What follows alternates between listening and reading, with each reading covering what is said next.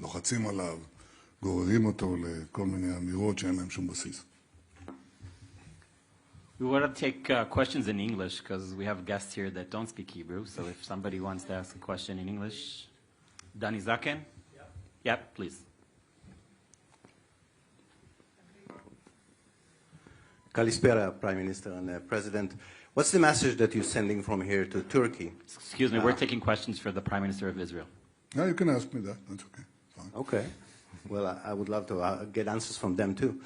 And for you, Mr. President, Mr. Prime Minister, about Iran, what do you expect President Trump to join Israel, to help Israel, to what cooperation do you expect from your meeting with President Trump regarding Iran? Look, we are not seeking confrontation with anyone. I can speak on behalf of Israel, and I think for my two partners here, no one seeks confrontation. On the contrary, we seek stability, prosperity, and peace, exactly as the three of us said. Obviously, we are committed to defending each one of our countries, but also defending maritime lanes and other things that are shared in common and that go under international norms. I think that is obvious. So I would say this is a coalition for these norms and for that stability, and we hope that it won't be tested. That's all I can tell you. As far as Iran is concerned, look, we had great achievements in Lionheart operation and the 12-day war with Iran, and our basic expectations from Iran have not changed. The level of enrichment and other activities, the ending of the proxy wars against us, that has not changed, and I don't think it's changed I know it's not changed on the American position. So obviously it will be an item in our discussions, but I have to tell you that I think the focus will be on Gaza, the next stage, and on other issues that engage us from the other H's. We have Hamas, but we also have Hezbollah, and our desire to see a stable and sovereign Lebanon, and of course the Houthis as well that are blocking international shipping that affects Greece, affects Cyprus, and affects us as well. Okay, due to lack of time, we're taking one more question, and that's it. Channel 12, please. Karen Mitsotakis. Thank you, Prime Minister. You chaired today the meeting that determined the mandate and the scope for the Governmental Investigative Committee.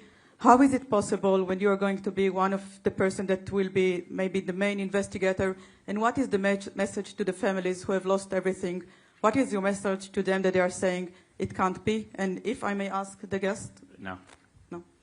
They both. Yeah. I think we all have to give answers.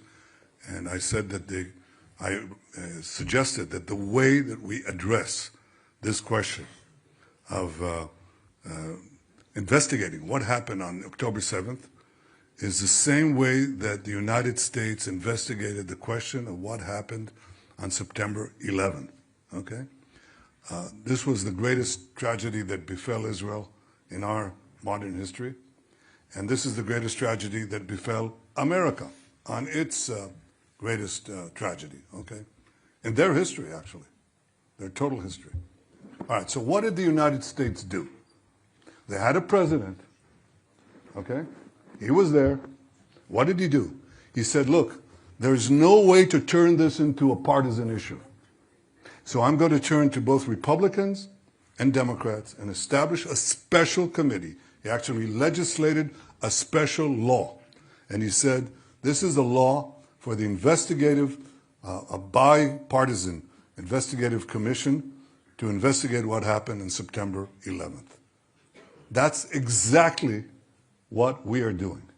I suggested that the only way that this can be dealt with is to establish a bipartisan investigatory committee, half of whose members will be appointed by the coalition, half of whose members will be appointed by the opposition. There is no better way to do this. They can ask any question. They can raise any subject. They can question anyone they want, including me. But that is the only way that you're going to get to the airing of the truth. How can people refuse that? How can they possibly refuse that?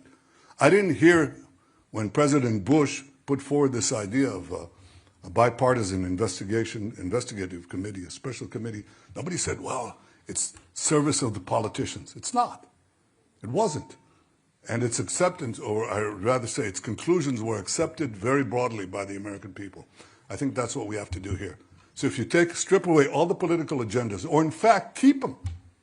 One side will raise their political agenda, the other side will raise their political agenda, the truth will come out.